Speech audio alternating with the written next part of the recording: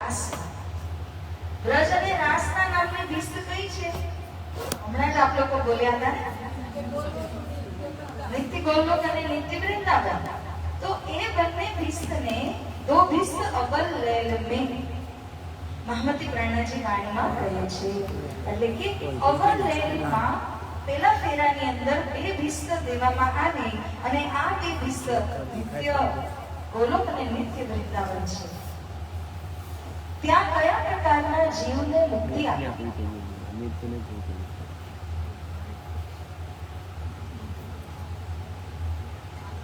મુક્તિ આપી કે નહીં જીવને? કયા પ્રકારના? કોને માનનારા?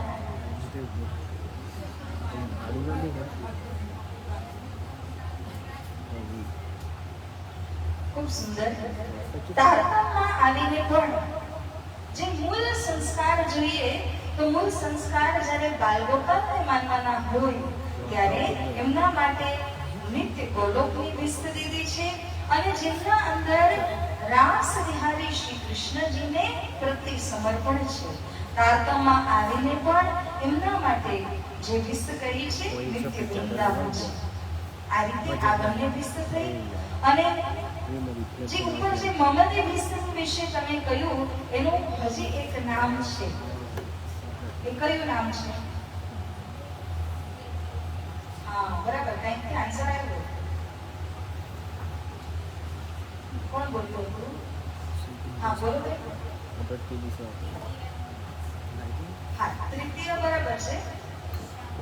હા, તૃતીય શ્યામ સ્વરૂપ. તૃતીય શ્યામ સ્વરૂપની ભીસ્ત એને કહેવાય છે.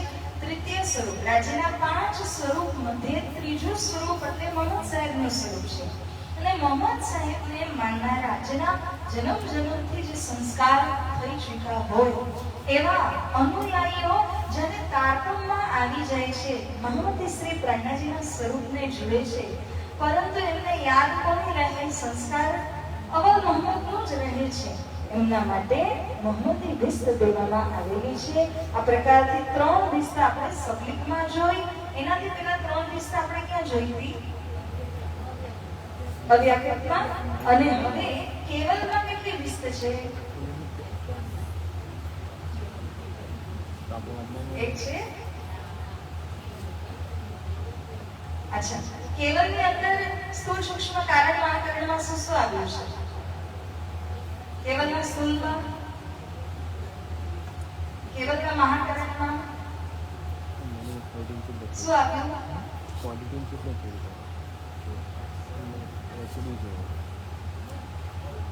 શું આવ્યું છે? શું કઈ નહીં એવું આવ્યું છે?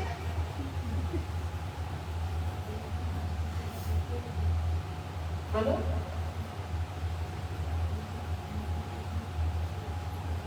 કેવલની અંદર વિભાજન ખરું? કેવલની અંદર તો વિભાજન છે જ નહીં. એટલા માટે એમાં સ્થૂળ સૂક્ષ્મ કારણ મહાકરણ જેવું કોઈ વિભાજન નથી. કેવલ એટલે એકમાત્ર.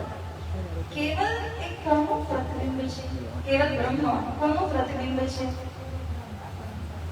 કેવલ બ્રહ્મને પૂછો.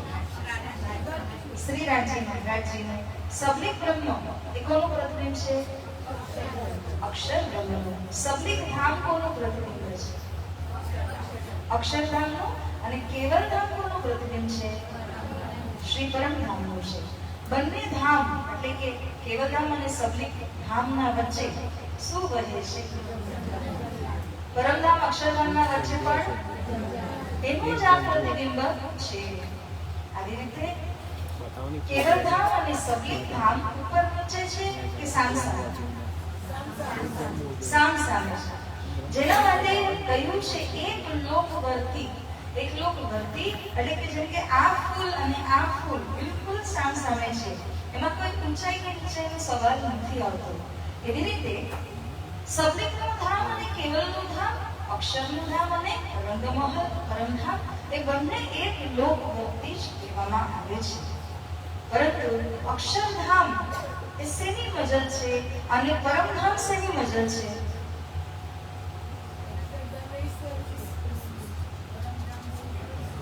ઈશ્વરી સૃષ્ટિ બ્રહ્મ સૃષ્ટિના ઘર કહેવાય, બરાબર છે. જ્યારે મજલ પૂછીએ ને, મજલ કોની છે? મજલ મજલ મજલ એટલે શું કે એના એ સાધન થકી તમે એ ધામમાં પહોંચી શકો. હા, જો 4 પ્રકારની મજલ છે. કર્મકાંડની મજલ સ્વર્ગને કહેવાય છે. કારણ કે વધીને તમે કર્મકાંડ કરો ને તો તમે એવું કરો, પરંતુ ક્યાં પહોંચશો? વધીને તમે સ્વર્ગ પહોંચવાના છો. એવી રીતે ઉપાસના આવે. બીજું કર્મ પછી શું આવે? ઉપાસના આવે. ઉપાસના ગમે એવી તમે કરી હોય તો તમે ક્યાં પહોંચવાના છો? વૈકુંઠથી વધીને નથી પહોંચવાના.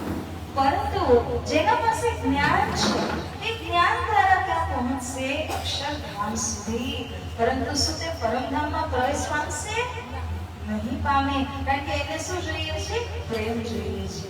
તો પ્રેમ દ્વારા, પ્રેમની જે મજલ કહેવામાં આવી છે એ મજલ અક્ષરાતીત પૂર્ણ બ્રહ્મનું ધામ છે. હવે શ્રી રાજી મહારાજજી જેમને સચ્ચિદાનંદમય કહ્યું છે. શું કહ્યું છે? સચ્ચિદાનંદમય. સત કહેવાથી આપણે શું સમજીએ કે શ્રી રાજી મહારાજજીનો જે સત અંશ કહેવાય એ કોને કહેવાય છે? સત અંશ કોને કહેવાય છે? અક્ષર બ્રહ્મને. અને શ્રી રાજી મહારાજનો આનંદ અંશ કોને કહેવાય છે? શ્યામા મહારાણીજીનો.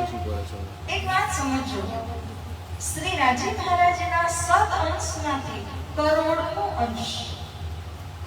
અંશ એ અક્ષર બ્રહ્મ છે. એટલા માટે એમને નૂર અથવા તો નૂર જલાલ પણ કહ્યું છે. એટલે કે સમસ્ત જે પ્રકાશનું સ્ત્રોત રાજી મહારાજજી છે. નૂર એટલે એક કિરણ બરાબર છે. નૂર જલાલ એટલે એમની એક કિરણ, સૂર્યમાંથી કિરણ કેવી હોય એના બરાબર અક્ષર બ્રહ્મ છે. અને શ્રી રાજી મહારાજજી એમને આપણે શું કહીએ છીએ? પૂર્ણ બ્રહ્મ પરમાત્મા સચ્ચિદાનંદ સ્વરૂપ. એમને ચિત્ત ધન એટલે કે ચેતન ધન કહેવામાં આવે છે.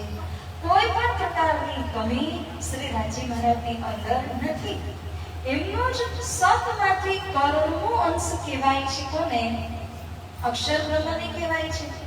હવે સવાલ એ છે કે જ્યારે અક્ષર બ્રહ્મ કરોડમો અંશ છે ને, તેમ છતાં પણ અક્ષર બ્રહ્મ એક ક્ષણમાં આવા કયો ખેલ બનાવે અને કયો ખેલને મિટાવી નાખે.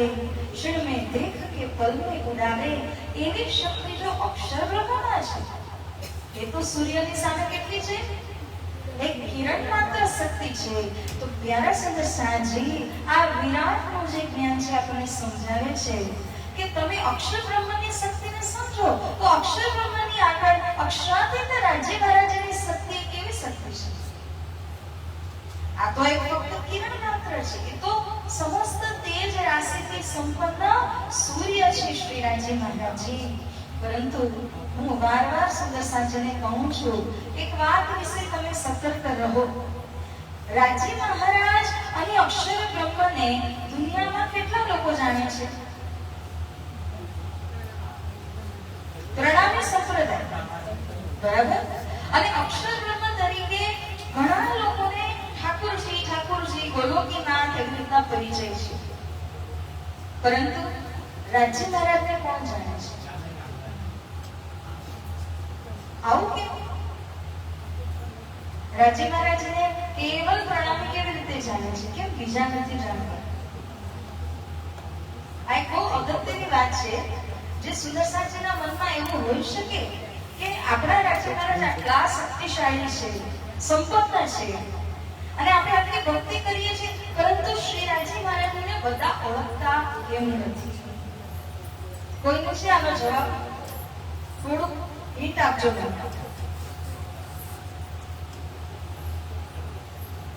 કોઈને કઈ કેવું છે આ વિષયમાં?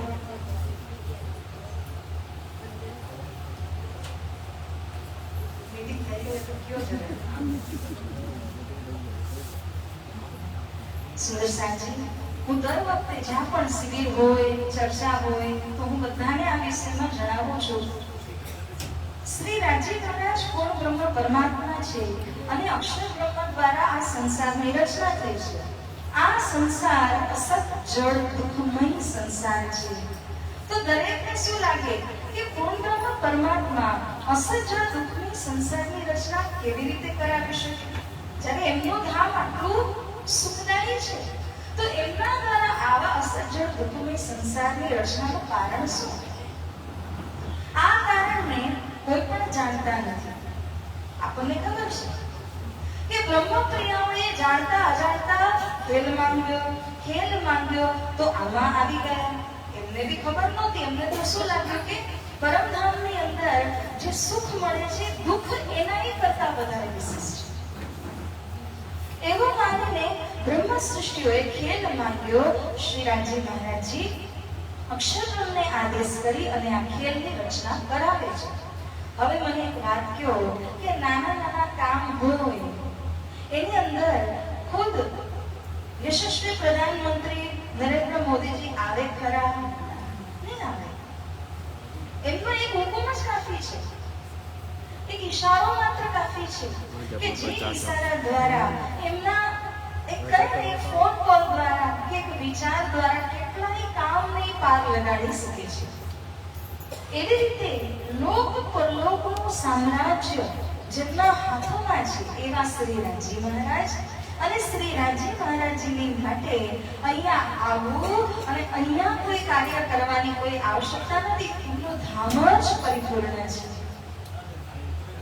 તેમ છતાં શ્રીરાજીના શા માટે આવ્યા છે?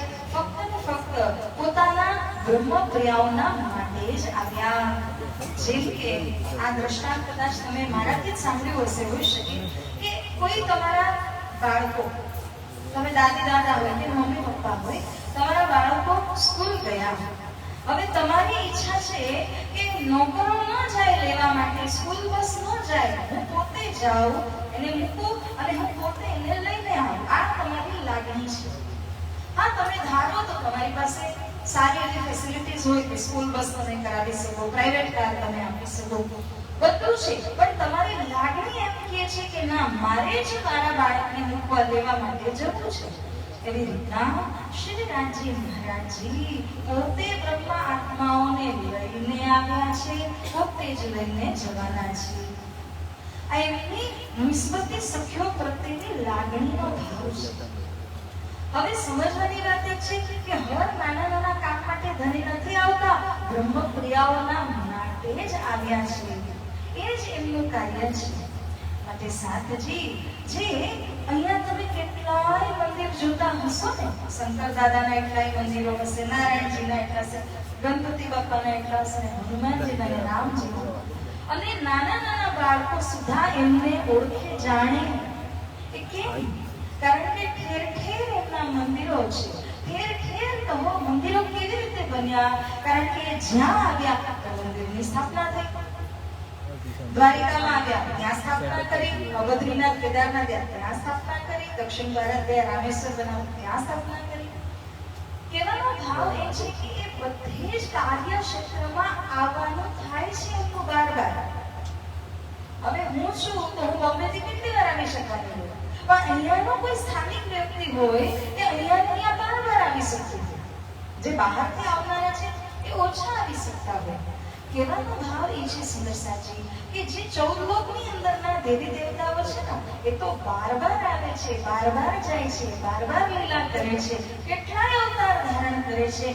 એટલા માટે એમના અવતારો પ્રખ્યાત છે, એમના મંદિરો પ્રશસ્ત એટલે કે બહુ માત્રામાં છે. જ્યારે કે ધનિશ્રી રાજી મહારાજ તો કેવલ બ્રહ્મ સૃષ્ટિ માટે જ આવ્યા છે. એમનું તો બીજું કોઈ કાર્યક્ષેત્રની અંદર કોઈ કામ નથી.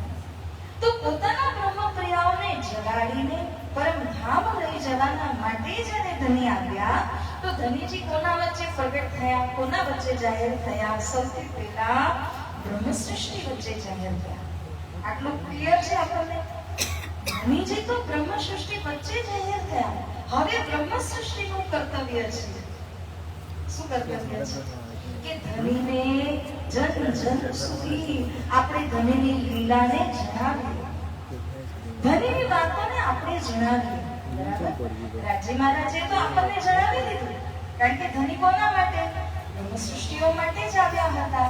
તો બ્રહ્મપ્રિયાઓને જગાડવાની જિમ્મેદારી એ તો રાજી મહારાજજીની છે જ, અને એમણે કરી પાલન કરી લીધી છે. હવે રાજી મહારાજજી જીવ સૃષ્ટિને જગાડવાનો જે ઉત્તરદાયિત્વ જિમ્મેદારી છે એ કોના સિર પર આપે છે કે મારી બ્રહ્મપ્રિયાઓ કરશે. તો એટલા માટે જ કહ્યું દિયા તમારા પાર દુનિયા 14 તબક. જે 14 લોક બ્રહ્માંડની દુનિયા છે એ તો બ્રહ્મ સૃષ્ટિના હસ્તે તારતમ્યને પ્રાપ્ત કરશે. તો ધનીની પહેચાન હવે કોણ જાહેર કરવાના? બોલો. બ્રહ્મ સૃષ્ટિ. બ્રહ્મ સૃષ્ટિના જ હાથોમાં છે એ જાગે અને જગાડે. તો સાથજી અત્યાર સુધી જ્યાં જ્યાં આપણા ધામધની પ્રખ્યાત છે, ધામધની ચાહે આવ્યા વિના ચૂટકી ભરમાં સમસ્ત જગતની અંદર પ્રખ્યાત થઈ જાય, પરંતુ ઉદ્દેશ્ય જુદું છે આ વખતે આવવાનું. જેમ કે હું તમને વિતકના ઉદાહરણ દ્વારા મિલાન કરીને કહું. વિતકની અંદર આપણે સાંભળીએ છીએ કે પેલા કોણ હતા જેમનો કડો હતો? લક્ષીદાસજી. લક્ષીદાસજીની પાસે પારસમણી હતું. પારસમણીના દ્વારા લોખંડને પરિવર્તન કરીને સોનાની ઈંટો બનાવી શકતા હતા. તો જે તે સમયમાં ઘુમ્મટ જે બનાવવાની વાત ચાલી રહી હતી, તો લક્ષીદાસજીને ખૂબ ભાવ હતો કે આપણે ઘુમ્મટ જે સુવર્ણમય બનાવીએ. તો એક દિવસ એવું થયું કે શ્રી પ્રાણનાજી બંગલા દરબારમાં બેસીને ચર્ચા કરી રહ્યા છે. બધાની જગ્યાઓ ફિક્સ છે. હવે જ્યારે લક્ષીદાસજી ન દેખાયા તો સ્વાભાવિક છે કે ધામધનીજીએ પૂછ્યું કે લક્ષીદાસજી કેમ નથી દેખાઈ રહ્યા? તો કહે છે એક તો સોનાની ઈંટો પાડવામાં મજબૂત થઈ ગયા છે. કેમ? તો કહે છે ઘુમ્મટથી સોનાનો એટલો બનાવવાની ઈચ્છા છે અને એમની પાસે પારસમણી પણ છે. જેમ જ પિયા પ્રાણનાજીને ખબર પડી તો શ્રી પ્રાણનાજીએ લક્ષદાસજીને બોલાવી પારસમણી લીધું અને કહે છે આને હું સીધો જ ઘા કરી દઉં. કેમ ઘા કરી દીધો? હવે લક્ષદાસજીને તો મોઢું ફૂલી ગયું કે મારી પાસે પારસમણી હતું, હું આટલું સારું કાર્ય કરી રહ્યો હતો, તો ધામધનીજીએ મારું પારસમણી ફેંકી દીધું. આટલું સસ્તું સમજ્યું છે. જેમ જ શ્રી પ્રાણનાજીને ખબર પડી ત્યારે શ્રી પ્રાણનાજીએ એમને સમજાવવા પરચો દેવા માટે જે રૂમની અંદર લક્ષદાસજી રહેતા હતા એ રૂમ ભરીને પારસમણી આપી. શ્રી પ્રાણનાજીની શક્તિને તમે અહીંથી અનુમાન લગાડી શકો છો. એક પારસમણી ફેંકીને કેટલા આપ્યા સામે? આમાંનો કે આ રૂમમાં રહેતા હોય ને આ ભરીને પારસમણી આપી. બનાવો જે બનાવો બનાવો. લક્ષદાસજી શર્મિંદા થયા. મારી ભૂલ થઈ. હું સમજતો હતો કે શ્રી પ્રાણનાજી પાસે પારસમણી નથી અને મારી પાસે છે, તો મારું પારસમણી પણ ફેંકી દીધું. પરંતુ મારી ભૂલ છે. પારસમણી જેવી વસ્તુ જેમ કહ્યું છે અષ્ટસિદ્ધિ નવનિધિ એમાં આવી જાય, અને અષ્ટસિદ્ધિ નવનિધિ તો પ્રાણનાજીની આગળ પાછળ ફરે છે. એવા ધામધની પિયા પ્રાણનાજીને શું કમી પારસમણીની? કે ધારે તે ચિત્તમાંથી પ્રગટ કરી શકતા હતા અને બનાવવાની પણ સુધા જરૂરત નહોતી. ધારક હતું ઘુમ્મટજી આખું એક ચપટી વગાડતા બનાવી શકતા હતા. સુવર્ણમય કહો કે હીરાનું કહો, કેમ ન બનાવ્યા? ત્યારે શ્રી પ્રાણનાજી લક્ષદાસજીને સમજાવે છે. પેલા તો શર્મિંદા થયા ને લક્ષદાસજી, તેમનું દિલ નરમ થયું અને જ્યારે લજ્જિત થયા કે મારી સમજવામાં ભૂલ થઈ છે શ્રી પ્રાણનાજીને, ત્યારે ધની શ્રી પ્રાણનાજી પ્રેમથી અમને સમજાવે છે કે આ જે હું ઘુમ્મટજી ઊભું કરવા જઈ રહ્યો છું, આને મારે કોઈ ટુરિસ્ટ સેન્ટર બનાવવાનું નથી. આનો હેતુ શું છે? આનો હેતુ એ છે કે અહીંયા આવનાર મારી દુલ્હન, મારી પરમધામની દુલ્હન આત્મા જે અહીંયા આગળ આવશે એ આવી અને આંખ બંધ કરી અને ચિત્તવન કરે, અને ચિત્તવન કરતાની સાથે પરમધામના દર્શન થાય. બોલીએ શ્રી પ્રાણનાથ પ્યારે કી જય. હેતુથી હું અહીંયા ઘુમટજી બનાવી રહ્યો છું. બંગલાજી શું છે? બંગલાજી એક દરબાર છે. કોઈ પણ આવી જઈ શકે. નોન વ્યક્તિ, અનનોન વ્યક્તિ, નાનો મોટો, પૈસા વાળું, ગરીબ, કોઈ પણ આવી શકે. સંબંધી હોય, ના સંબંધી હોય, રાજાના દરબારમાં કોઈ એને મળવા જઈ શકે છે. એવી રીતે બંગલાજી એક દરબાર છે. જ્યારે કે ઘુમટજી જે છે એ નિજ ઘર છે, જેની અંદર દુલ્હન જઈ શકે છે, નિસ્બતે જઈ શકે છે. અને એવું જે દરબાર અગર સોનાનો બનાવી દે તો શું થાય? તો પછી અમૃતસરના ટેમ્પલમાં જે ગર્દી થાય છે એનાથી સવિશેષ ગર્દી અહીંયા થઈ છે. બસ શ્રી પ્રાણનાજીનો ઉદ્દેશ્ય બહુ ક્લિયર છે. એમને નહોતું જોતું ભીડ ભડકો થાય. એમને શું જોઈએ છે? મારી અંગના અહીંયા આવી અને પરમધામનો અનુભવ કરે. એટલા માટે ઘુમટજીની અંદર કોઈ પ્રકારનો શોરશાક કશું જ નથી કર્યું. ફક્ત ને ફક્ત શ્રી પ્રાણનાજીની સમાધિ સ્થળ નીચે છે એ ઉપર ધ્યાન ચિંતનની માટે આપણે બેસી શકીએ છીએ, દર્શન શાંતિથી કરી શકીએ છીએ. તો પ્યારા સુંદર સાંજી, જે ધામ ધની જે પિયા પ્રાણનાજીમાં આટલી શક્તિ છે, એમના હાથમાં હતું ને ચપટી વગાડતા જાહેર થઈ શકતા હતા, પણ કેમ ન થયા? એમણે કિરંતન વાણીની અંદર એક ગૂઢ રહસ્યની વાત કરી છે. શ્રી પ્રાણનાજી કહે છે કે ચમત્કાર જે વસ્તુ છે ને એ બહુ ખરાબમાં ખરાબ વસ્તુ છે. દુનિયા આજે ચમત્કારને નમસ્કાર કરે છે. ગમે ત્યાં તમે જાઓ, કોઈ એક હાથથી એપલ કાઢી લે, કોઈ એક હાથથી હીરા કંઈ કાઢી લે તો એને લાઈન લાગી છે. કોઈ મનનું રીડિંગ કરવાનું ચાલુ કરી દે, એને લાઈન લાગી છે. અને ભીડ તો ગણવામાં ન આવે તે હિસાબ. દુનિયા જે છે ચમત્કારની પાછળ છે. પરંતુ શ્રી પ્રાણનાજી કહે છે, હા, ગૂઢ રહસ્યની વાત છે, સાહેબ જલ્દીથી તમને સાંભળવામાં નહીં આવે. પરંતુ શ્રી પ્રાણનાજી કિરંતન વાણીમાં કહે છે કે યમરાજને, કોને? યમરાજને જ્યારે વધારે હોલસેલમાં અહીંયાથી ઉપાડીને લઈ જવા હોય ને, કોઈને એક એક ડબ્બો નહીં, હોલસેલમાં સીધા જ, ત્યારે યમરાજ પોતે આવી અને જાદુગરનું રૂપ ધારણ કરીને આવી ચમત્કારિક લીલાઓ બતાવે છે. લોકો આકર્ષાય છે, લોકોની લાઈન લાગે છે અને એકની સાથે એને સપાટો કરીને યમરાજ જતા રહે છે. આ હકીકત છે, આ વાણીમાં આવેલી છે. એટલા માટે તમે કિરંતન વાણીમાં વાંચ્યું હશે, સાધુ જાહેર કહી કરામાત. કરામાત ચમત્કાર એ તો ઝેર સમાન છે, ફાંસી છે.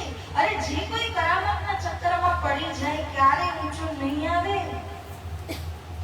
માટે સુંદર સાંજી, આત્મચિંતન, હું કોણ છું, હું ક્યાંથી આવી છું ને મારા સંબંધી, મારા નિસ્બતે, મારા ધની કોણ છે, આત્માને એ ઓળખ થવી જ જોઈએ. તો જ તમારું મનુષ્ય જીવન સાર્થક બન્યું એવું કહેવાય.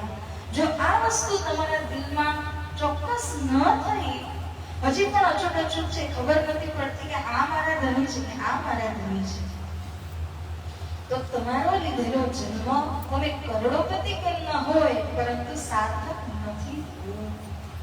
એટલે શ્રી પ્રાણનાજી કહે છે, એક આત્મ ધની પહેચાનીએ નિર્મલ યહી ઉપાય. શ્રી મહામતી કહે, સમજ ધની કો ગ્રહ્ય સુખ પ્રેમે પાય. ધનીને પહેલા તો ઓળખો, ઓળખીને આત્મા સમર્પિત કરીને એમના શ્રી ચરણને હૃદયની અંદર સ્થાપિત કરી લો. આ જ તમારા મનુષ્ય તનની સાર્થકતાની નિશાની છે. એના સિવાય ગમે તે કરો, ગમે એવું ધન કમાવો, આજે દુનિયાની અંદર બિલિયનરની લાઈન લાગેલી છે, પણ એનો કોઈ અર્થ કરો? આ શરીર છૂટ્યું, આ ધન દોલત તો અહીંયા રહી ગઈ, તો તમારી સાથે શું જશે? તો પ્રાણનાજી આપણને સતર્ક કરી રહ્યા છે કે હે સુંદર સાજી, તમારે આ જન્મની અંદર ચમત્કારની પાછળ નહીં, આત્મ જાગૃતિની પાછળ જવાની આવશ્યકતા છે. ભલે તમને બહારનું ધન વધારે ન મળે એનો અફસોસ નથી, પરંતુ બહારનું ધન તમને મળી જાય, આત્માનું ધન ન મળે તો કોઈ ખાલીનો ખાલી જ રહી જશે. તો હે સુદર્શનજી, આપણો મૂળ જે પોઈન્ટ એ હતું કે કેમ અક્ષાતીત રાજ્ય મહારાજના મંદિર ઠેર ઠેર નથી? કારણ કે એમણે તો બ્રહ્મપ્રિયાઓને જગાડી. એમનું કામ નથી કે એ પોતાને એવી રીતે જાહેર કરે. હવે બ્રહ્મ સૃષ્ટિના હાથમાં છે, સ્વયં જાગી અને બીજાને જગાડે. આપણા બધા જ સુદર્શનજીના હાથમાં અને જિમ્મેદારી બને છે કે તમે જાગ્યા તો હવે તમે બીજાને જગાડો. તમે ગામનાને જગાડવા થોડી જવાના છો. સૌથી પહેલા પોતે જાગો. પોતે જાગ્યા, સંતાનોને જગાડો. આજે સૌથી મોટી કમી પ્રણામી સંપ્રદાયની અંદર એક જ છે. પટેલ સમાજની વાત કરું, પ્રાય અમેરિકા, ત્યાં જવાથી સારું તો છે, પૈસાની રીતે તો બહુ સારું કહેવાશે, પરંતુ બીજી રીતે તમે જોવા જાઓ તો બાળકોને અહીંના જે સંસ્કાર છૂટી રહ્યા છે અને ત્યાંની ભાષાની અંદર જે જન્મેલા છે એને આ ધન પીરસવું એ અઘરું છે. તો કહેવાનો મારો ભાવ એ છે કે ગમે તે રીતે હોય, સૌથી પહેલા આપણું કર્તવ્ય સંતાનને આ ધર્મ, આ ધન આપવાનું છે. તમે લાખોની મિલકત એને આપી જાઓ, કરોડો રૂપિયા એને આપી જાઓ, એ બરબાદ છે. આ સાચું ધન તમે એને આપો તો તમારી સાર્થકતા છે, આ જન્મની સાર્થકતા છે. તો હે સુંદરસાનજી, વિતતમાં આપણે એક હજી પ્રસંગ સાંભળીએ છીએ. જમુના નામના બેનની, અને જમુના બેન હતા, એના પુત્ર છબીલદાસજી હતા. યાદ છે ને? છબીલદાસજીની સેવા શું હતી? શ્રી પ્રાણનાથજીને જલ પાવાની સેવા હતી. પણ એ સેવા એમને કોના થકી મળેલી હતી? એમના માતુશ્રી થકી મળી હતી. જમુના બહેન એ જ સેવા શ્રી પ્રાણનાથજીને સતત કઈ વર્ષો કરી, અને વારસાગત રીતે જમુનાએ પોતાના પુત્ર છબીલદાસજીને એ સેવા આપી. આ વિતકમાં પ્રસંગમાં આવી તો એ રીતે માતા પિતા જો સમજે કે મારે સૌથી પહેલા મારું કર્તવ્ય એ છે સંતાનને નાનપણથી વાળવાનું, અને દીકરા દીકરીઓ, એના દીકરા દીકરીઓ એને પણ ધર્મ શીખવાડવાની જિમ્મેદારી તમારી છે. તમે કહેશો એ બેસતા નથી, એ માનતા નથી, સ્કૂલે જવા માનતા હતા, પહેલા દિવસે કેટલું રડ્યા હશે, તમે શું કર્યું?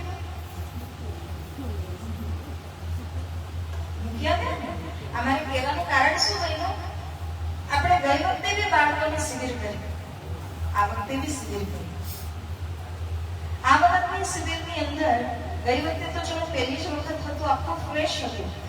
આ વખતની શિબિરની અંદર ઘણા બાળકો એક દિવસ આવ્યા, કોઈ પહેલા 2 દિવસ આવ્યા, તો 2 દિવસ ન આવ્યા, અને કોઈ છે તો પાછળથી જોઈન થવા લાગ્યા. શું કહેવા જાઉં છું કે માતા પિતાની અંદર એ જાગૃતતા હોવી જોઈએ કે આવું શિબિર જ્યારે ઘરામણે આયોજિત થતું હોય ને, તો ગમે તે કરીને, ગમે તે હાલતની અંદર એ શિબિર ભરો, જેથી કરીને બાળકનો ઉદ્ધાર થાય. તમે પોતે તો સમજાવી નથી શકવાના, અને જો શિબિરના માધ્યમથી એ જાગતું હોય, જાણકાર બનતું હોય, તો આપણું કર્તવ્ય તો છે જ કે આપણે એને લાઈન પર લગાવીએ. ક્લાસીસ છે, રમવા કરવાનું, હરવા ફરવું, એ તો જીવનભર તમારે ચાલવાનું છે. અને એ જીવ, બધા જીવનું નિશાન છે કે એમાં બંધાઈ જાય. પણ ખરી પરીક્ષા તો એ છે આપણી કે જ્યારે આપણે આ ધનને સ્વીકારીએ, એના માટે લડત આપીને બી અહીંયા આવીએ, એમાં આપણી સાર્થકતા છે. આ 5 દિવસ જો ખરેખર કોઈ ધ્યાનથી આ શિબિર ભરે ને, તો એનો ઉદ્ધાર થઈ જાય. એનું કારણ છે આપણે કરીએ છીએ એ ભાવથી નથી કીધું, પણ પ્રાણનાથજીની વાણીનું શિબિર છે, ધનીના જ્ઞાનનું શિબિર છે. કરોડો રૂપિયાની મિલકત આપો ને તો આ ન મળે. પણ આપણા અવભાગ્ય છે કે સરસ મજાની સુવિધા સાથે બેસીને આપણે આનંદ લઈ રહ્યા છીએ, તો આપણે એનો લાભ લેવાની જગ્યામાં જો બાના કરીએ તો આ હતું ને ફલાના હતું ને બાળકોને આ સમસ્યા હતી, તો એ બહુ મોટી કમી છે. અને એક વાત કીધી છે સંતોએ, સંતો શું કહે છે કે પાણી વરસતું હોય ને ત્યારે છત્રી નહીં ખોલો, ભીંજાઈ જાઓ, ડૂબી જાઓ, કારણ કે પછી તમે ઈચ્છો કે પાણી વરસે ત્યારે નહીં મળે.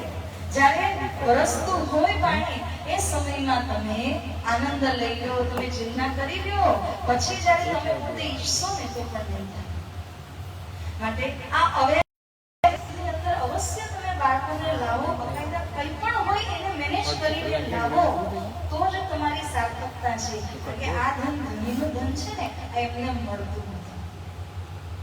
એકવાર બે સંત ચાલીને જઈ રહ્યા હતા તો એક સંત ચમાર જાતિના હતા, ચામડું ધોળે એવા હતા, અને એક સંત ઉચ્ચ જાતિના હતા. તો બંને કોઈ કારણથી ભેગા થઈ ગયા અને મોર્નિંગ વોક કરવા માટે જવા લાગ્યા. તો જે ઉચ્ચ જાતિના સંત હતા એ ઓલાથી આગા ચાલ્યા, અને કોઈ કારણે એવું થયું કે જે ચમાર હતા એમના ઘરે પેલા સંતને જવાનું પણ થયું. હવે ઓલા ચમાર હતા તો ચામડો આમ ધોવે, પાણીમાં આપણે કેમ કપડા ધોઈએ ઉપર કરીએ, છાંટા તો ઉડે આજુબાજુના, છાંટા ઉડવા લાગ્યા ચામડામાંથી.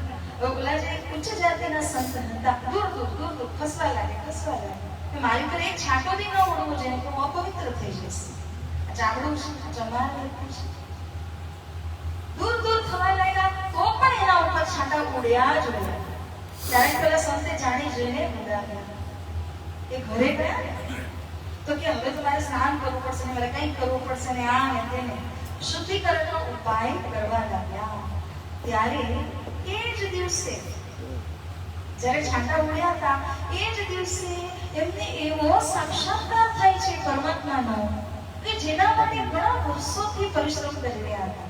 ક્યારે એમને સાક્ષાત્કાર ન થયો પરંતુ એ જ દિવસે થાય છે.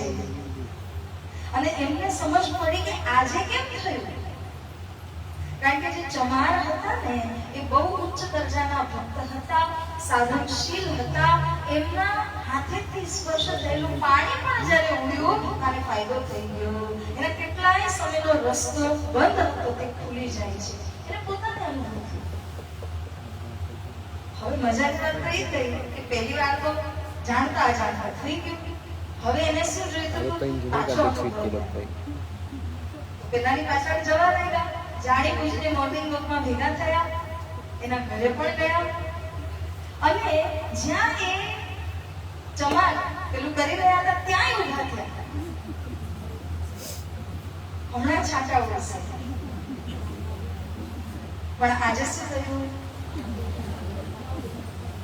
એ સંતને નહોતું જોતું કે છાંટા ઉડે. એને પહેલી વાર શું હતું કે આને અનુભવ થાય, બરાબર. બીજી વખતમાં એ સંતને ખબર પડી કે આ કઈ લાલચ અહીંયા આવેલા છે અને એની ભૂલ સુધરી ગઈ છે. પરંતુ બીજી વખત જ્યારે એ સંતને જોઈતું નહોતું કે છાંટા ઉડે ત્યારે એને ઘણો પ્રયાસ કર્યો. નજીક આવે છે તો પણ છાંટા ઉડવા ન દીધા. એવી રીતે આજની તારીખમાં રાજ્ય મહારાજ છાંટા ઉડાડી રહ્યા છે તો આપણે દૂર ઘણી વાર થઈ જઈએ છીએ, મારે તો ઓલું કામ છે ને મારે ફલાણા કામ છે. પરંતુ જે સમય તમને જોશે કે છાંટા ઉડે ને તમે નજદીક આવવાની કોશિશ પણ કરશો તો કદાચ આ સંજોગ નહીં મળે. એટલે યાદ રાખજો આ વાત. ગમે ત્યારે આવું જે આત્મજાગરણનું શિબિર થતું હોય કે જ્ઞાન ચર્ચા થતી હોય એવા સમયની અંદર સૂઈ જવું અથવા તો નકારાત્મક ઉર્જા દ્વારા, નેગેટિવ એનર્જી દ્વારા કંઈક એવું બહાનું કરવું કે આ હતું ને ફલાણા હતું ને કંઈક હતું, એના કરતા કમર બાંધો અને ગમે તે રીતે પહોંચવાની કોશિશ કરો. જો આ કરશો ને તો પરમાત્માની એવી કૃપા થશે કે તમે માની નહીં શકો. અત્યારે એ જ દશા છે, પડદા તું હી કરત રહે, એ જ થઈ રહ્યું છે. એક સરસ મજાનું દ્રષ્ટાંત આવેલું છે કે એક નવી દુલ્હન હાથમાં મહેંદી લગાવી અને પતિના સાથે મંદિરે દર્શન કરવા ગઈ. ઘૂંઘટ હતું અને જ્યારે મંદિરે ગઈ તો ત્યાં બી પડદો લાગેલો હતો. વિચારીને ચિંતા થઈ, બાપરે હું આવી પડદો લાગેલો દર્શન કેમ ના થશે, હું તો દર્શન કરવા આવી આટલા દૂરથી. ત્યારે મનમાં અરજી કરી ભગવાનને, એની અરજી પૂર્વક સાંભળી તો ભગવાને પૂજારીજીને પ્રેરણા કરી. પૂજારીજીએ પડદો ખોલી દીધો, અસમય ખોલી દીધો અને ભગવાનની તરફનો પડદો તો ભગવાને હટાવી દીધો. એના આડે ઘૂંઘટ હતું અને હાથમાં હતી મહેંદી. હવે ખોલે કેમ? જ્યાં સુધી કોઈ ખોલી ના આપે ત્યાં તો મહેંદી બગડી જાય. ત્યારે એને એના માટે પણ પ્રયાસ કર્યો. સાથે જે પતિદેવ આવ્યા હતા એ સમજી ગયા કે મારી પત્નીને દર્શન કરવા છે. તરત જ એમણે જે છે ઘૂંઘટને ખોલી દીધું અને એના તરફનો એ ઘૂંઘટ ખુલી ગયો. એવી રીતે મંદિરનો જે પડદો હતો એ પડદો પણ પરમાત્માની ઈચ્છાથી પૂજારી મહારાજે ખોલી દીધો. બંને બાજુના પડદા જ્યારે ખુલી ગયા ત્યારે એને દર્શનની પ્રાપ્તિ થઈ. કહેવાનો શું ભાવ હતો કે આ જે પોતાની તરફનો પડદો છે ને એ કોણ હટાવી શકે? બોલો. ફાઇનલ કે સેમી ફાઇનલ? 100 પોતે હજી વિચારી રહ્યા. પોતાના તરફનો જે પડદો હતો એના પતિએ આવીને ખોલી દીધો. અહીંયા આ દ્રષ્ટાંત છે. દ્રષ્ટાંતમાંથી સમજવાની વાત એ છે કે તમે તમારો પડદો નથી ખોલી શકતા. કૃષ્ણ કનૈયા લાલ કી. તમે પોતે તમારો પડદો નથી ખોલી શકવાના જ્યાં સુધી કોઈ આવીને ન ખોલે. અને કોણ ખોલશે? તો સદગુરુ, જે પરમધામના માર્ગદર્શક છે. એ સદગુરુ એ પતિના રૂપક છે કે એ જે આવી અને જ્યારે તમને સારું ખરાબ અને દર્શન કરવાના છે એ જ્યારે વાત તમને સમજાવે તો સદગુરુ જે પડદો ખોલે છે. તમે તમારી રીતે ગમે એ કરો પરંતુ એ પડદો ત્યાં સુધી નથી હટતો જ્યાં સુધી સદગુરુ એ પડદાને હટાવતા નથી. લાખ કોશિશો માટે હે સુંદર સાજી પહેલ આપણે કરવાની જ છે. એને બી આજુબાજુ જોયું તો જ એના પતિ આવ્યા અને તો જ સમજ્યા અને તો જ એને પડદો ખોલ્યો. આપણે બી આ મૂળની જેમ પડ્યા રહીએ તો થોડી કોઈ આવીને પડદો ખોલવાનો છે. આપણે પ્રયાસ તો કરવો પડશે. આપણો પ્રયાસ સદગુરુને ગોતવાનો છે. એટલે માટે શું કર્યું? ખોજ બડી, હા, ખોજ બડી સંસાર રે સાધો, ખોજ બડી સંસાર. ખોજત ખોજત શું? સદગુરુ સંગ કરતા. તમારી ખોજ સદગુરુની અને સદગુરુની સાથે કરતાર. કરતાર એટલે કે આત્માના ધની છે. તો સદગુરુ જ પડદો હટાવી શકે છે. હું એ કહેવા જાઉં છું. માટે પ્યારા સુંદર સાંજે આપણને સદગુરુજીનું જ્ઞાન તો મળેલું છે.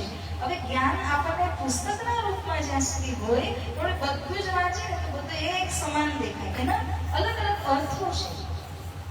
રાસની અંદર જે વાત પીરસી છે પ્રકાશની અંદર થોડીક અલગ વાત પીરસી છે. એ રાસના આધાર ઉપર પ્રકાશમાં પીરસી છે. પ્રકાશમાં જે પીરસાયું છે આગળના તમે જે ગ્રંથ જુઓ તો એ જ શબ્દ હશે પણ વાત પીરસાઈ છે બીજી. એટલા માટે સતગુરુ જેમણે સાક્ષાત્કાર પ્રાપ્ત કરી લીધેલું છે એમના સાનિધ્ય દ્વારા તમને હકીકત ખબર પડશે. નહીં તો બધું જ ગૂંચવાઈ જશે. શબ્દ જ રહેશે પણ ગૂંચવણમાં પડી જવાશે. એટલા માટે કહે છે ને કે કોઈ પણ જે સંત હોય કે જેને પોતે પરમ પરમાત્માના દર્શન કરી લીધા છે એની જો તમે સંગત કરો ને તો એ તમારા માટે ફટાફટ દરવાજો ખોલી આપે એવી એનામાં તાકાત હોય છે. મને ખબર નથી કે આ દ્રષ્ટાંત મેં કહ્યું છે કે નહીં. તેમ છતાં રિવિઝન થશે. હું કંઈ પણ દઉં તો શું વાંધો છે. એકવાર શંકરાચાર્યજી, આદ્ય શંકરાચાર્યજી જે હતા એમણે પાઠશાળાની અંદર ઘણા બધા વિદ્યાર્થીઓને બોલાવેલા હતા અને એ જે બધા વિદ્યાર્થીઓ છે એ જ્ઞાન ગ્રહણ કરી રહ્યા હતા. બધા લખતા કરતા સુશિક્ષિત હતા. પણ એક એવો શિષ્ય હતો એનું નામ સરંગ હતું. એ શિષ્યને લખતા વાંચતા ન આવડે પરંતુ જ્યારે એ બેઠો રહે છે અને ગુરુદેવના મુખારવિંદના સામે ફક્ત જોયા જ કરે છે. બીજા બધા શિષ્યોને શું લાગ્યું આને તો કઈ આવડતું નથી.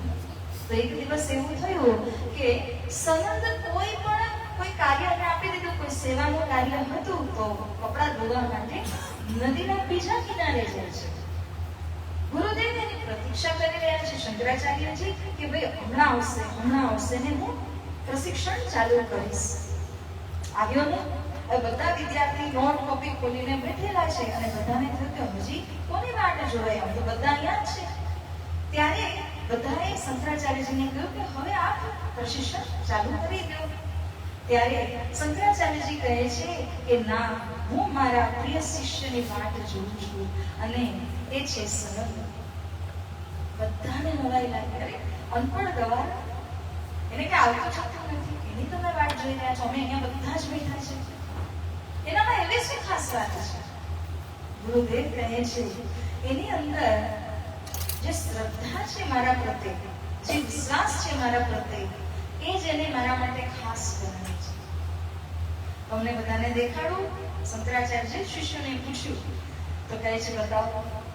શંકરાચાર્યજી બેઠા બેઠા જ્યાં બેઠા છે ત્યાંથી અવાજ નાખ્યો, બૂમ પાડી, સનંદ.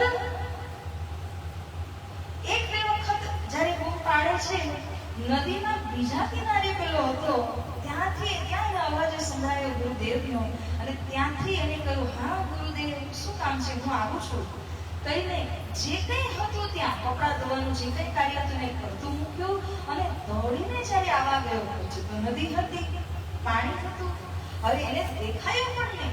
ગુરુજીમાં એટલી શ્રદ્ધા એની, એને પાણી ના દેખાયું, પરંતુ એ શ્રદ્ધા, હું શ્રદ્ધાનો મહત્વ તમને બતાવવા જાઉં છું કે એની અંદર જે શ્રદ્ધા હતી, એ શ્રદ્ધાના કારણે જ્યારે નદીને પાર કરવા ગયો અને જ્યાં એને પગ રાખ્યા તે જગ્યામાં પદ્મ એટલે કે કમળ ખીલી ગયા, અને એ કમળના ઉપર પગ રાખી અને એને નદીને પાર કરી. અને એ જાય છે બીજા કિનારે, ગુરુજી જ્યાં હતા ત્યાં જઈને જોયું તો શંકરાચાર્યજી બધા વિદ્યાર્થીઓના સહિત બેઠા હતા અને એની પ્રતીક્ષા કરી રહ્યા હતા. જઈને તરત જ સનંદે દંડવત પ્રણામ કરી દીધા ગુરુદેવને. અને જેમ જ દંડવત પ્રણામ કરે છે કે ગુરુદેવના દિલમાંથી શું નીકળ્યું? એવો આશીર્વાદ નીકળે છે સનંદના માટે, એ શ્રદ્ધાને જોઈને, એના સમર્પણને જોઈને, કે ગુરુદેવે જે આશીર્વાદ દીધો એ સીધા જ સનંદને લાગુ પડી જાય છે. ગુરુદેવજીના આશીર્વાદ દ્વારા અશિક્ષિત હોય, ભલે ગમે એવો હોય, પરંતુ એ સનંદના દિલમાં, સાંભળજો, એ સનંદના દિલની અંદર વેદ પુરાણ શાસ્ત્રોના ગૂઢ રહસ્યની વાતો પ્રગટ થઈ ગઈ. કૃષ્ણ કનૈયા લાલ કી જય. આ ગુરુદેવની મહિમા છે, સદગુરુની મહિમા છે. સદગુરુ ઈચ્છે ને તો એમની પાસે જે છે એ તમારા દિલમાં તત્ક્ષણ ઉતારી દે, તમને તરત જ અનુભવ થઈ જાય. સનંદમાં કોઈ તાકાત નથી, એ પૂરો જન્મ મહેનત કરત, તેમ છતાં એને આ દર્શન ત્યાં અનુભવ ન થતે, પરંતુ ગુરુદેવના હિત દ્વારા, ગુરુદેવની દયા દ્વારા ક્ષણ માત્રની અંદર એને બધા જ રહસ્ય દિલમાં ઉતરી ગયા. પરિણામ સ્વરૂપ સનંદ જે છે એને નવું નામ દેવામાં આવ્યું. નવું નામ શું આપ્યું? એ જે કમળ ખીલેલા હતા એના ઉપર પગ રાખીને નદી પાર કરીને ગઈને પોતાને ખબર નથી, પરંતુ કમલ એટલે એને પદ્મ પણ કહેવાય. પદ્મનાભી આ નામકરણ એનું નવું એને દેવામાં આવ્યું. એટલું જ નહીં, આજે આપણે જે 4 પુરી ધામ હિન્દુ સંપ્રદાયના ગણીએ છીએ ને, એમાંથી એક પુરી ધામની અંદરના એને મહંત પણ ઘોષિત કરવામાં આવ્યો. આ અનબિલીવેબલ છે કે આવા અશિક્ષિત વ્યક્તિને, જેના પાસે વધારે વ્યાકરણનું કોઈ જ્ઞાન નથી, કશું જ નથી, પણ ગુરુની કૃપા, એ ગુરુની કૃપાએ એટલો શ્રેષ્ઠ બનાવ્યો કે 4 ધામમાંથી એક ધામના આચાર્ય પદે એને બેસવાનો અવસર પ્રાપ્ત થયો. તો સદગુરુની શું મહિમા છે, સદગુરુની શું કૃપા છે. એવી રીતે જ શાસ્ત્રોમાં પણ કહેલું છે, યસ્ય દેવે પરા ભક્તિર, સાંભળજો ધ્યાનથી, યસ્ય દેવે પરા ભક્તિર યથા દેવે તથા ગુરુ તસ્યેતિ કથિતા યથા પ્રકાશન્તે મહાત્મનઃ. અર્થાત કે જે શ્રદ્ધા, જે વિશ્વાસ તમને પરમાત્માની અંદરમાં છે, અને જો એ જ પ્રકારનો શ્રદ્ધા વિશ્વાસ તમને તમારા ગુરુની અંદર હોય, ગુરુ લાયક ગુરુ છે, જેમને ધામનું જ્ઞાન છે, અને એમનામાં જો તમને એવી શ્રદ્ધા વિશ્વાસને સમર્પણ હોય, તો શું કહે છે કે એ શિષ્યને સંપન્ન બનાવવા માટે ગુરુના હૃદયની અંદર પરમાત્મા એવી કૃપા કરે છે કે પરમાત્માનું જે કંઈ સાર છે, તત્વ છે, એ તત્વ ગુરુના હૃદયમાં ઉજાગર થઈ જાય છે અને ગુરુના માધ્યમથી શિષ્યને પ્રાપ્ત થઈ જાય છે. તો સુંદર સાજી, આ ગુરુનો મહિમા, સદગુરુનો મહિમા એ અપરંપાર છે. સમજો તો. એટલે જ આજે આ શિબિરના માધ્યમથી આપણે શું ચર્ચા નથી કરતા, આપણે એક ટોપિક લઈને એના ઉપર ફેક્ટ વાત કરીએ છીએ. આ ફેક્ટ તમને કહેવાવાળા બી ઓછા મળશે, શિબિરને આવી રીતે આયોજન કરવાવાળા પણ ઓછા મળશે. એટલા માટે જ્યારે ક્યારે પણ આપણે આવી રીતનું એક શિબિરનું આયોજન થાય ત્યારે અવશ્ય શિબિરની અંદર આવી અને 5 દિવસ જે કંઈ દિવસ આપણે ડિસાઈડ થયા હોય, અવશ્ય એની અંદર તમે ભલે રજા લઈને પણ આવવું પડે ને, ખોટું કઈ નથી. કારણ કે આ તમે લાખો રૂપિયા દો, કરોડો રૂપિયા આપો, તેમ છતાં કોઈ આ જ્ઞાન પીરસી નહીં શકે. જે પરમાત્માની કૃપાથી છાંટા ઉડી રહ્યા છે ને, એને તમારે ત્યારે લેવાનો અવસર છે. માટે ત્યારે સુંદર સાજી, આપણે એની વાત કરતા હતા કે રાજ્યના કેમ એટલા મંદિર નથી, કારણ કે હવે આપણી ફરજ છે, આપણે સંતાનને આપીએ, ઘરના સદસ્યોને આ જ્ઞાન પીરસીએ અને એનાથી આપણે આ ધર્મને ફેલાવીએ. કમથી કમ આગળ તો વધતું જશે ને. અને જો આપણે એ નહીં કરીએ તો આ તો વધુ લુપ્ત થઈ જશે. અને આપણે કેટલું ખોટું કરી રહ્યા છે. તમારા દાદા હોય અને તમને પ્રણામી ધર્મનું જ્ઞાન ન આપે, એના પાસે બધું જ હોવા છતાં ન આપે, તો તમને કેટલું ખરાબ લાગે. એવી રીતે આપણે પણ કોઈના દાદા છે કે કોઈના મમ્મી પપ્પા છે, ત્યારે આપણી પણ ફરજ છે કે બાળકોને ચોક્કસ આપણે આ જ્ઞાન પીરસવું જ જોઈએ. પોતે ન કરી શકતા હોય તો આવી રીતના સદગુરુના માધ્યમથી સદગુરુના પાસે લઈ જઈને પણ કરો, પણ અવશ્ય કરો. તો સાધજી, આ તમે અહીંયા 6 મુક્તિ સ્થાનને જોયા, 2 મુક્તિ સ્થાન હજી છે. હવે આપણે પાછા બેહદમાં આવી ગયા. ચાલશે ને? કૃષ્ણ કનૈયા લાલ કી, શ્રી સદગુરુ મહારાજ કી, શ્રી પ્રાણનાથ પ્યારે કી.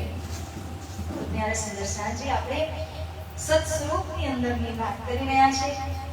સત્સ્વરૂપની અંદર કેટલા મુક્તિ સ્થાન છે?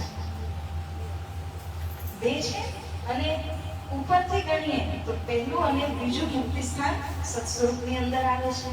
તો પહેલું મુક્તિ સ્થાન એ કોના માટે છે?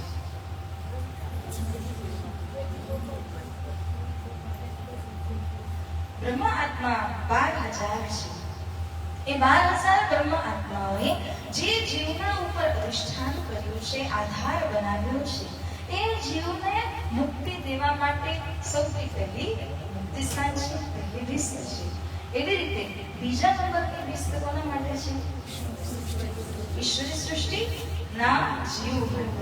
તો ઈશ્વરી સૃષ્ટિ 24,000 એમણે જે જીવોની ઉપર અધિષ્ઠાન કરેલું છે, એ 24,000 જીવોને અહીં બીજા નંબર જે સત્સ્વરૂપનો નકશો છે, બીજા વિસ્તની અંદર એમને મુક્તિ દેવામાં આવશે. હજી પણ એક પ્રકાર છે ને અહીંયા, હજી એક પ્રકારના જીવ બ્રહ્મ સૃષ્ટિ કે ઈશ્વર સૃષ્ટિનો જેણે સંગ કર્યો હોય, ભલે એના અંદર સુરતા પ્રવેશ નથી થઈ, આની ઉપર ન લેજો, ભલે એની અંદર સુરતા નથી પ્રવેશ થઈ, પરંતુ એણે બ્રહ્મ સૃષ્ટિ કે ઈશ્વર સૃષ્ટિનો સંગ એવી રીતના કર્યો છે કે જે સંગતના દ્વારા એ પોતે બ્રહ્મ સૃષ્ટિની જેમ જ ચાલવા લાગ્યા. એટલી પવિત્રતાથી, એટલી ભક્તિ દ્વારા, અથવા ઈશ્વરી સૃષ્ટિને જોઈને ઈશ્વરી સૃષ્ટિના મુજબ ચાલવા લાગ્યા. તો એ બંને જીવોને, એવા પ્રકારના જીવોને બહુ જ લાભ પ્રાપ્ત થાય છે. કારણ કે ઈશ્વરીનો સંગ કરતા હોય તો આ બીજા નંબરની વિસ્તમાં, બ્રહ્મ સૃષ્ટિનો સંગ કરતા હોય તો પહેલા નંબરની વિસ્તમાં એમને પણ મુક્તિ મળી શકે છે. એટલે કેટલું સારું કે સુરતા ન બી પ્રવેશી હોય, તેમ છતાં પહેલી કે બીજી વિસ્તની અંદરમાં જવાનો એમને અવસર મળી જાય છે. તો આ જે બંને વિસ્ત છે ને, અક્ષી વિસ્તર અને કહેવાય છે. કારણ કે પરમધામનું હુબહુ ઝેરોક્સ કોપી છે. જે જીવમાં બ્રહ્મ સૃષ્ટિની કે ઈશ્વરની સુરતા પ્રવેશ થઈ હોય અને એને આખું જીવન શું કર્યું હશે? બ્રહ્મ સૃષ્ટિની સુરતા જેના અંદર પ્રવેશ થઈ, માનો કે દેવચંદ્રજી મહારાજની વાત કરીએ, સુંદરબાઈ સખીની સુરતા એમનામાં પ્રવેશ થઈ, તો એ દેવચંદ્રજી મહારાજના અંદરનો જે જીવ છે, દેવાપીજને કહેવાય છે, એ જીવ કેટલો ઊંચા થતાનો જીવ હતો અને એ જન્મની અંદર એને કેવા કેવા અનુપમ કાર્યો કર્યા છે. પરમધામની ચિત્વનીથી લઈને એમ કહો કે 25 પક્ષની અંદરનું ભ્રમણ, કૃષ્ણની બ્રજરાસ લીલા, જાગણીની લીલા, આ બધા રસ એને અનુભવ કરી લીધા છે. એવો જીવ એ તો પરમધામની અંદર જ માનો કે પૂરું જીવન એને ભ્રમણ કર્યું છે સુરતાના કારણે. એવો જીવ અહીંયા પહેલી વિસ્તરની અંદર ત્યાં બી પરમધામના જેમ જ એક્ઝેક્ટલી સેમ એવા જ સુખનો અનુભવ કરશે. એવી રીતે ઈશ્વરીય સૃષ્ટિના સંગતિ વાળો જીવ એ અક્ષર બ્રહ્મના લેવલના સુખનો અનુભવ કરશે. તો અક્ષર બ્રહ્મ કે પછી રંગમહલના અક્ષરધામ કે પછી રંગમહલના જેમ સુખ હોવાના કારણે આ બંને વિસ્તને અક્ષી વિસ્ત કહેવામાં આવેલું છે. તમને ખ્યાલ છે ચર્ચમાં આપણે અક્ષી મહેરાબની વાત કરીએ છીએ. અક્ષી મહેરાબ એટલે શું હોય કે દરવાજા મતલબ કે આવા જવાનો માર્ગ ના હોય, ઉપર મહેરાબ બની હોય, એનો આકાર જરૂર હોય, લાગે કે એ દરવાજો જ છે, આવી જઈ શકાશે, એને અક્ષી કહેવામાં આવ્યું છે, ઇનબિલ્ટ. તો એની જે અક્ષી મહેરાબ હોય ને જોતા લાગે કે આ તો દરવાજો જ છે, આવજાવ કરી શકાશે, પરંતુ હકીકતમાં આવજાવ ન થઈ શકતી હોય. અહીંયા પણ જે વિસ્ત છે એ અક્ષરધામ અને પરમધામના બરાબર સુખદાયી લાગે છે, એટલા માટે અક્ષી વિસ્ત બંનેને કહેવામાં આવી છે. અને આ સત્સ્વરૂપ સુધી આપણે આવી ગયા. એના પછી સત્સ્વરૂપથી તમે પરે જાઓ તો શું આવશે? અક્ષરધામ. હવે હું સંક્ષેપમાં એક વાત કરું કે આ જે અક્ષરધામ આવેલું છે તેમાં ચારે બાજુ ઉપર તમને ચાંદની ચોક દેખાય છે. ચારે બાજુ પર દરવાજાઓ છે. જ્યારે કે બ્રહ્મમહલની અંદર આપ જોશો તો કેવલ આ એક પૂર્વ દિશાનો ધામ દરવાજો છે. તો આવું કેમ છે? અક્ષર બ્રહ્મ બાલ લીલા કરે છે, એની ઈશ્વરી સૃષ્ટિ પણ છે સાથે. હવે બાલ લીલા કરતી વખતે તો આ જે અક્ષરધામ છે ને એની જ 10 ભૂમમાં, કારણ કે રંગમલમાં 10 છે, આમાં પણ 10 ભૂમ છે, તો એની 10 ભૂમની અંદર જે અલગ અલગ પ્રકારની લીલાઓ છે, અલગ અલગ પ્રકારના સ્થાનો છે, એમાં રમતા રમતા જ એનો આખો દિવસ પૂરો થઈ જાય છે. અને વધે સમય ત્યારે આ ચાંદની ચોક ચાર બાજુ ઉપરમાં આવેલા છે, એના પ્રાંગણોમાં આવી અને ત્યાં પણ તેઓ લીલા કરે છે. પરંતુ બહાર, આનાથી બહાર કશે પણ નથી જતા. એટલા માટે જ્યાં અક્ષરધામ આવેલું છે તેમાં ચાર બાજુ ઉપર ચાંદની ચોક અને હરલાલ વૃક્ષની શોભા, ચાર બાજુ ડુંગરની સીડીની શોભા પણ આવેલી છે. એક વાત પૂછું? કેટલા ના મને કે બધા ચા પીવા જતા રહે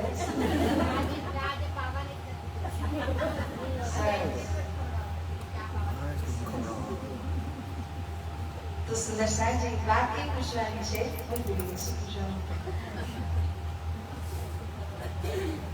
ચલ કહીએ, હા, 25 પક્ષની અંદર અક્ષરધામ આવે કે નહીં આવે? અક્ષરધામ નું એક્સપ્લેનેશન છે ને